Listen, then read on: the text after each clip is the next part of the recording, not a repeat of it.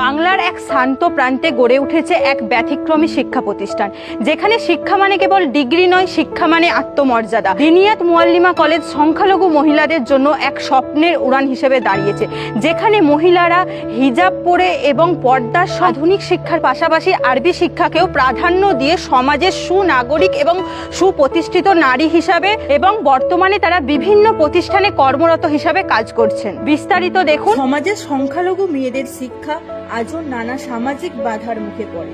নিরাপত্তা, শালীনতা, পরিবেশ ও মূল্যবোধ ভিত্তিক শিক্ষার অভাব থেকেই জন্ম নেয় দিনিয়াত মুয়াল্লিমা কলেজ। লক্ষ্য একটাই, মুসলিম নারীদের জন্য নিরাপদ ও মানসম্মত শিক্ষা নিশ্চিত করা। এই কলেজে ধর্মীয় শিক্ষার পাশাপাশি আধুনিক শিক্ষাকেও সমান গুরুত্ব দেওয়া হয়। কোরআন হাদিসের সঙ্গে সঙ্গে ভাষা শিক্ষা, সমাজবিজ্ঞান ও কম্পিউটার প্রশিক্ষণ সব মিলিয়ে তৈরি হচ্ছে আত্মনির্ভর সংখ্যালঘু মুসলিম নারী। শুধু মেয়েদের জন্য হওয়ায় এই ক্যাম্পাস অভিভাবকদের কাছে বিশ্বাসযোগ্য।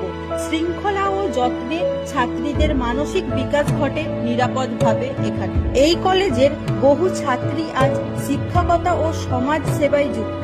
তারা প্রমাণ করেছে সুযোগ পেলে মুসলিম নারীরাও পারে সমাজ পরিবর্তনের শক্তি হয়ে উঠতে। এখন আমরা কথা বলে নেব এখানে ছাত্রীরা কি বিষয় এবং কি লক্ষ্যে